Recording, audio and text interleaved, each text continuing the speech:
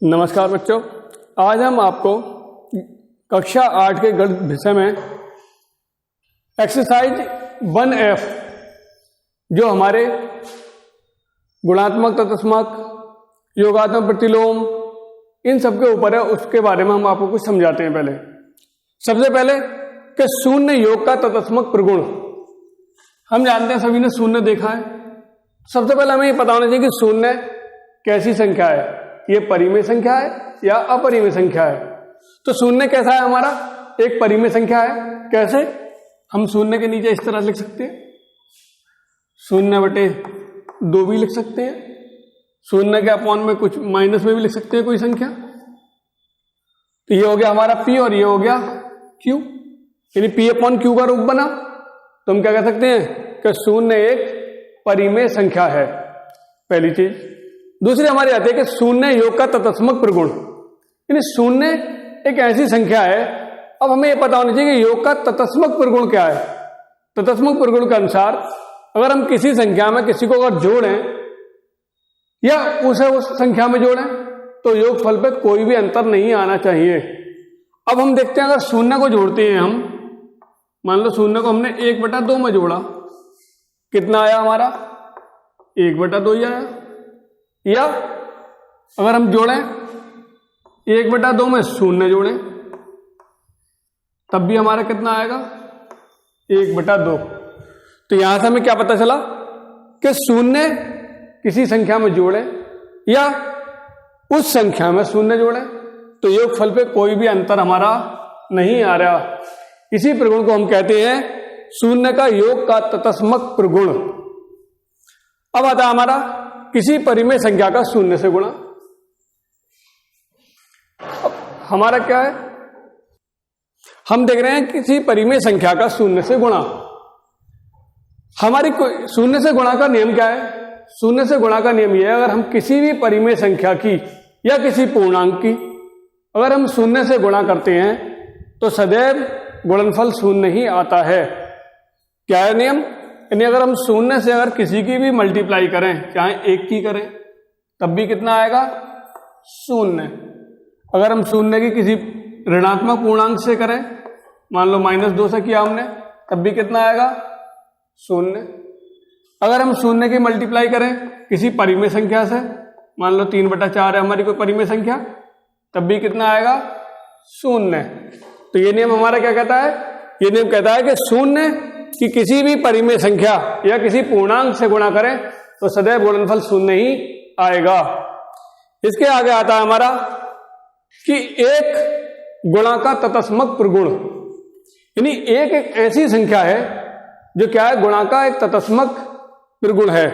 तत्समक प्रगुण आपने देखा, योग का तत्समक प्रगुण ये कहता था कि शून्य में कोई संख्या जोड़े या शून्य को किसी संख्या में जोड़े तो योगफल वही आता है। इसी प्रकार एक ऐसी संख्या है जो किसी भी संख्या से गुणा करें या उस संख्या की शून्य में गुणा करें, सदैव गुणनफल वही रहेगा जो है। जैसे कि हम देखते हैं 1/2 में हमने 1 का मल्टीप्लाई किया, कितना आया हमारा, 1/2। या 1 की मल्टीप्लाई कर दो 1/2 में, 1/2 आ रहा है। इसी प्रकार हम कुछ और भी देख सकते हैं, मान लो हमने 1 की मल्टीप्लाई करी, जो भी संख्या है, संख्या हमारी कुछ भी हो सकती है। मान लिया हमने, हमारे पास संख्या है -1/3, कितना आएगा, -1/3। या -1/3 में हमने मल्टीप्लाई करी 1 की, कितना आया, फिर भी -1/3।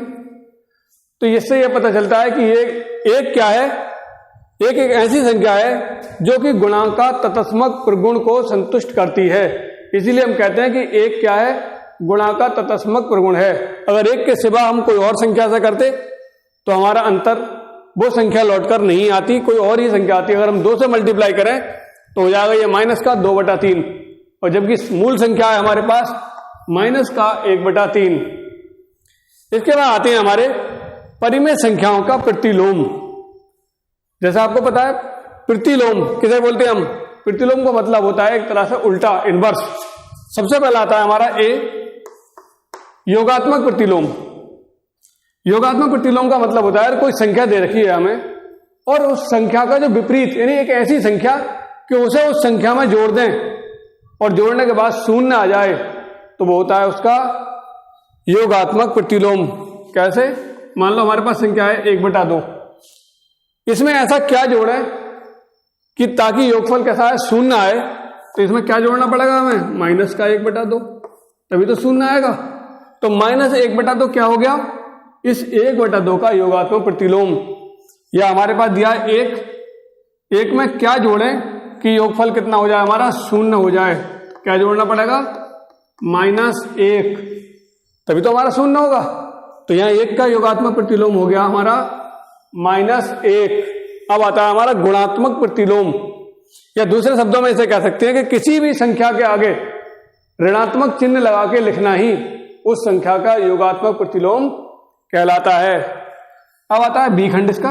ये कह रहा है कि गुणात्मक प्रतिलोम, गुणात्मक प्रतिलोम को कहते हैं हम व्युत्क्रम, यानी उसका उल्टा।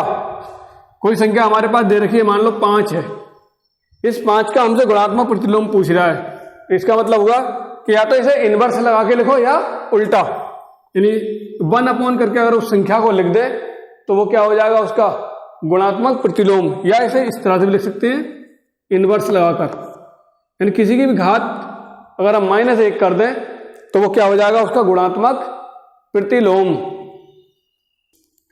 अब बच्चों हम एक्सरसाइज 1F देखते हैं। जो हमारी एक्सरसाइज है उसमें पहला क्वेश्चन है हमारा सत्य या असत्य। हमें यह बताना है कि कौन सा पार्ट सत्य है और कौन सा असत्य है। ये हमारे इस एक्सरसाइज के पेज नंबर 34 पर है। पेज नंबर 34 पर ये एक्सरसाइज है हमारी। यहां से पहला क्वेश्चन कह रहा है हमारे पास, पहले का जो फर्स्ट पार्ट है वो हमसे पूछ रहा है कि संख्या दे रखी है हमें, तो संख्या क्या है हमारी? -6/7।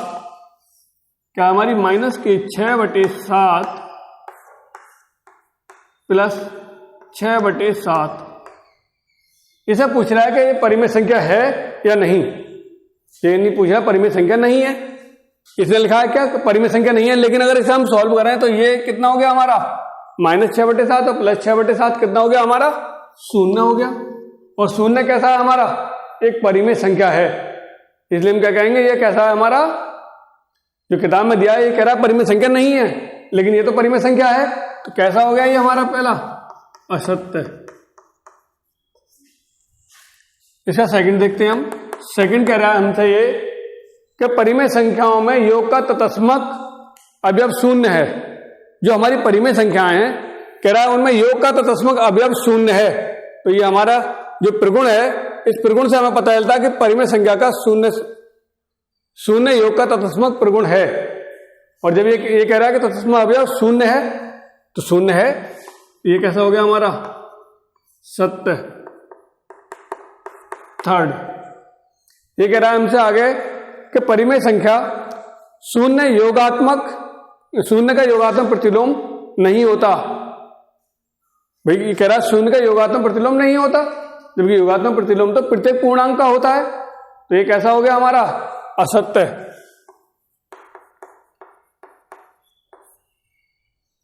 इसके बाद हमसे कह रहा है ये कि किसी ऋणात्मक परिमेय संख्या का योगात्मक प्रतिलोम, इन ऋणात्मक परिमेय संख्या का योगात्मक प्रतिलोम एक धनात्मक परिमेय संख्या होती है। सत्य है, क्योंकि हमारे पास अगर कोई संख्या दे रखी है, मान लो ऋणात्मक संख्या है ये, अब इसका योगात्मक प्रतिलोम क्या होगा? भाई इसके आगे ऋण चिन्ह लगाना है हमें, और जब ऋण चिन्ह लगाएंगे तो कैसी संख्या हो जाएगी हमारी? धनात्मक हो जाएगी। यदि इसके आगे अगर हमने ऋण लगा दिया तो माइनस प्लस हो गया, इसलिए कैसा हो गया हमारा? सत्य हो गया। इसके बाद अगला कह रहा है हमसे कि परिमेय संख्याओं में घटाने का तत्समक अवयव शून्य है। परिमेय संख्याओं में जो घटाने का तत्समक अवयव है वो कैसा हमारा? शून्य है। ये बात असत्य है। कैसी है ये बात हमारी? असत्य। तो इसमें हम क्या लिखेंगे?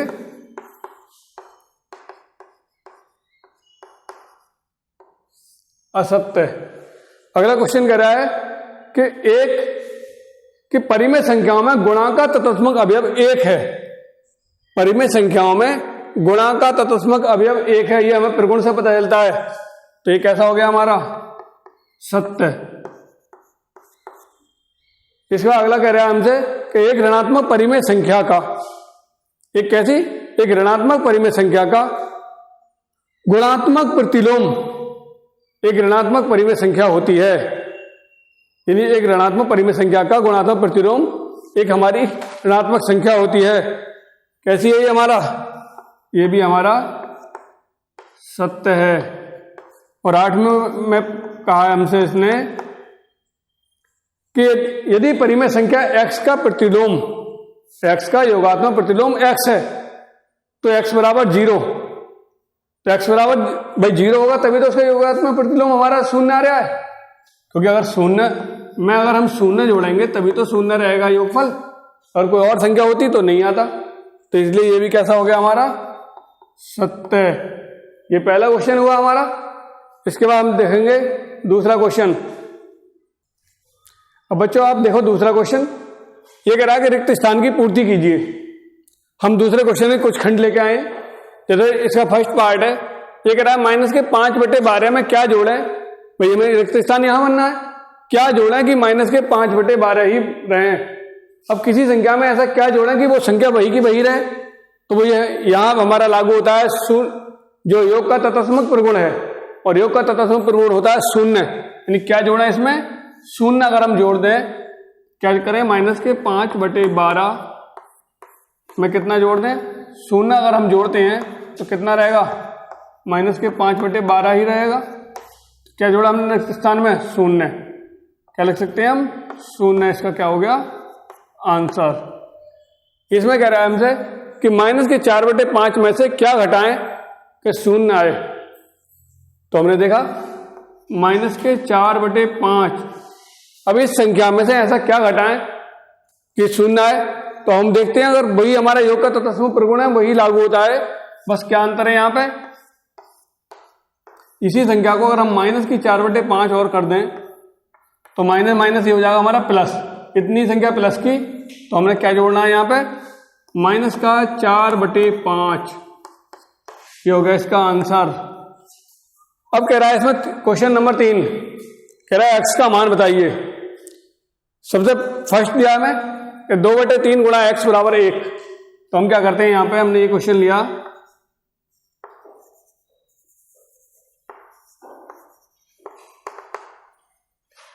ये चीज हमारी यहां गुणा में दे रखी है हमारी परिमेय संख्या, तो जो नीचे की संख्या है वो ऊपर चली जाती है गुणा में, और ऊपर की संख्या नीचे आ जाती है। हम कर सकते हैं इसे कि x = हो जाएगा हमारा 1 × 3/2। तो कितना हो गया x की वैल्यू, 3/2 आंसर। सेकंड में पूछ रहा है हमसे x का मान।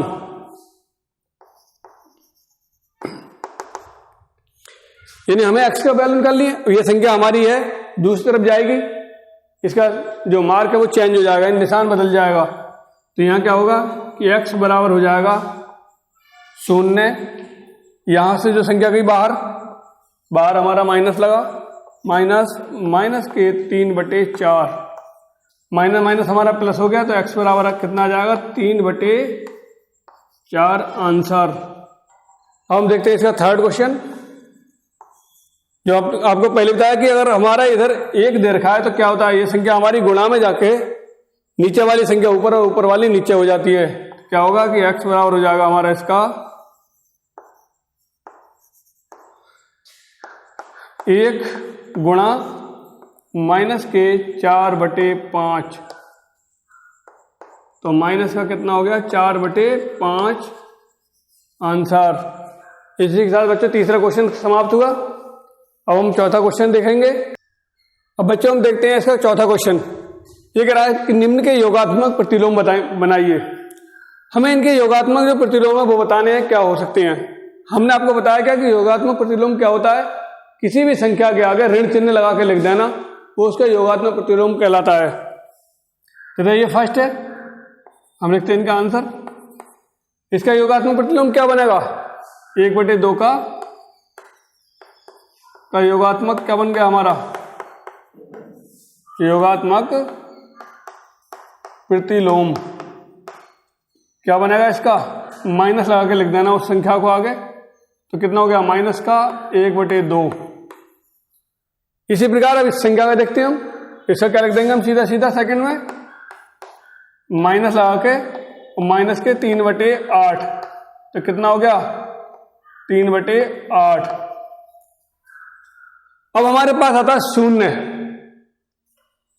शून्य का हमें योगात्मक प्रतिलोम बनाना है, तो हम क्या करेंगे, शून्य के आगे कोई भी संख्या है हमारे पास, इधर हमारा थर्ड, किसी का भी योगात्मक प्रतिलोम कैसे लिखते हैं हम, माइनस लगा के। लेकिन शून्य तो एक ऐसी संख्या है जिसके माइनस लगाओ या मत लगाओ, सिर्फ उसका मान शून्य ही होता है, चाहे माइनस शून्य हो या प्लस शून्य हो।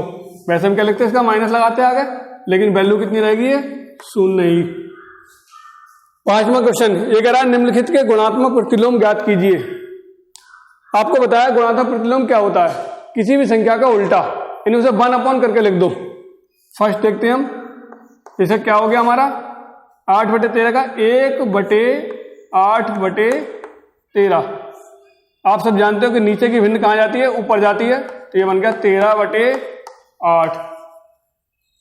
माइनस के 6/19 का इसी प्रकार, तो क्या करना है हमें, 1 माइनस का 6/19, नीचे की संख्या ऊपर आती है, तो ये हो जाएगा हमारा 19/6, लेकिन माइनस है तो यहां माइनस हमने लगा दिया।